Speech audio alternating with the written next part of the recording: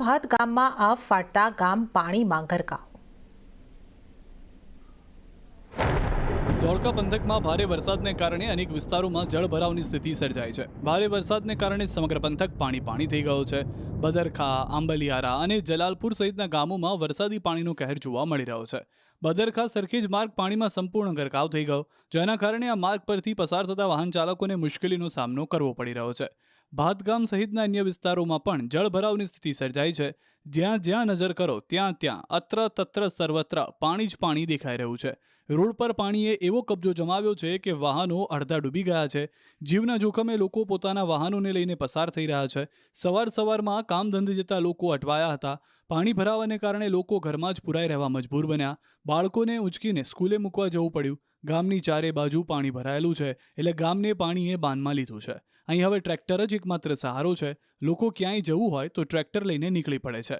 સવારમાં ઓફિસે જતા લોકો પોતાના વાહનને બદલે ટ્રેક્ટરમાં નીકળ્યા। કેટલાક ટુ વ્હીલર ચાલકોએ પાણીમાં બાઇક નાખવાની હિંમત તો કરી, પરંતુ પાણીમાં બાઇક ડૂબી જતા બાઇક બંધ થઈ ગઈ, ધક્કો મારીને જવું પડ્યું।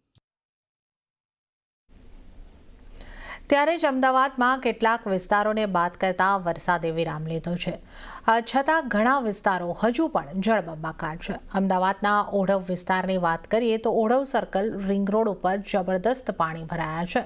ભારે ટ્રાફિક જામ જોવા મળ્યો છે। રોડ ઉપર પાણી હોવાથી 1 કલાકથી વાહનો ફસાયા છે। નજીવો વરસાદ પડતા અહીં પાણી ભરાયા છે। વાહન ચાલકો અને રાહદારીઓ વરસાદી અને કેમિકલના પાણીમાં પસાર થવા મજબૂર છે। અમદાવાદમાં સવારથી જ વરસાદી વાતાવરણ હતું અને એકાએક ધોધમાર વરસાદ વરસતા અમદાવાદના પૂર્વ વિસ્તારના અનેક વિસ્તારો જે છે કે જે પાણીમાં ગરકાવ થયા છે।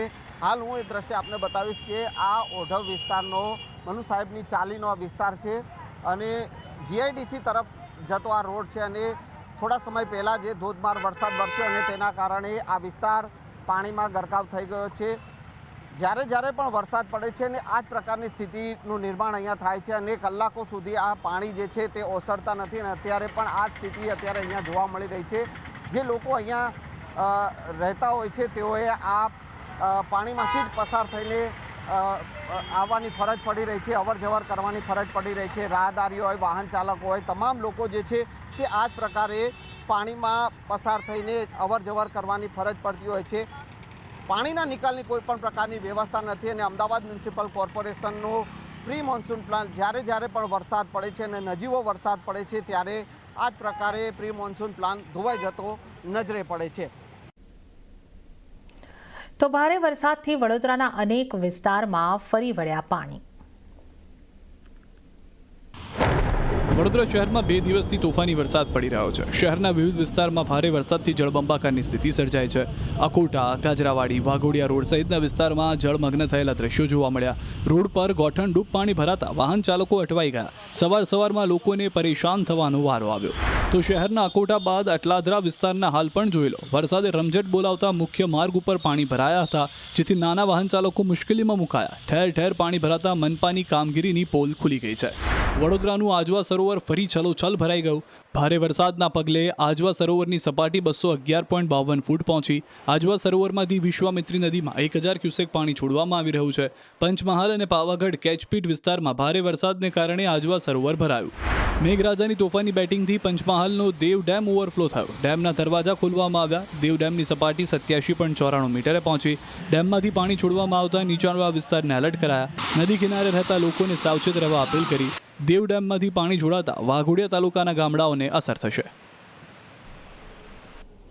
ત્યારે જ ડીસામાં પણ સાંબેલાધાર વરસાદથી લક્ષ્મીપુરા સહિતના ગામમાં જુઓ જળ તબાહીના દ્રશ્યો।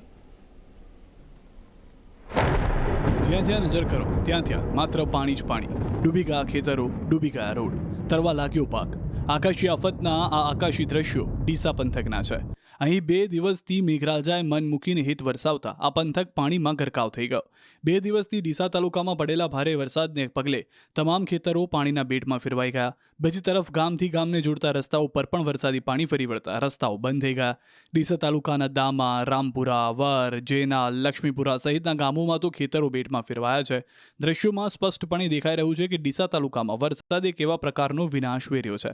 જ્યાં નજર કરીએ ત્યાં ખેતરો નહીં પરંતુ પાણી જ પાણી જોવા મળી રહ્યું છે। ખેડૂતોએ મહા મહેનતે મગફળી સહિતના પાકનું વાવેતર કર્યું હતું, પરંતુ કુદરતની થપાટની પાક પાણીમાં ગરકાવ થઈ ગયો. વરસાદ થંભી ગયા અને 24 કલાક થઈ ગયા, પણ હજુ ખેતરોમાંથી પાણી ઓસર્યા નથી. ખેડૂતો પોતાના ખેતરમાં જઈ શકે તેમ નથી. હવે અન્નદાતા વરાબ નીકળે તેવી પ્રાર્થના કરી રહ્યા છે. સુરત અને ડાંગમાં વરસાદથી ઠેર ઠેર પાણી ભરાયા. સુરત મોડી રાતથી અનરાધાર વરસાદ વચ્ચે ઉધના લીંબાયત રેલવે ગરનાળામાં વરસાદી પાણી ભરાઈ ગયા હતા. ગરનાળું પાણીથી ભરાઈ જતા સવારમાં વાહન ચાલકો અટવાઈ ગયા.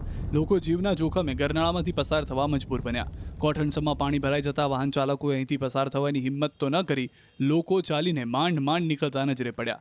દર વખતે સામાન્ય વરસાદ પડે એટલે આ નાળું પાણીમાં ગરકાવ થઈ જાય છે. ત્યાં આનો કાયમી ઉકેલ લાવવા માંગ કરાઈ છે. તો ડાંગ જિલ્લામાં પણ છોતરાફાડ વરસાદ પડતા ડાંગ જિલ્લાની 4 નદીમાં ઘોડાપૂરની સ્થિતિ સર્જાઈ હતી. અંબિકા, પૂર્ણા, ખાપરી, ગીરા નદીમાં ઘોડાપૂર આવ્યું. ધસમસતું પાણી રોડ પર ફરી વળતા 6 માર્ગ બંધ કરાયા. ધોળવહળ, વિયેર રોડ, ખાતર ફાટકી, ધોળી રોડ, કામલીબેલ, પાંઢરમાળ, વાકન રોડ, આહિરડી, બોરદહાટ રોડ, માછડી ચીખલા, દિવ્યડવાન રોડ તથા કાકડ વિહાર, ખેરિન્દ્રા, ચમારપાડા રોડ બંધ કરાયા.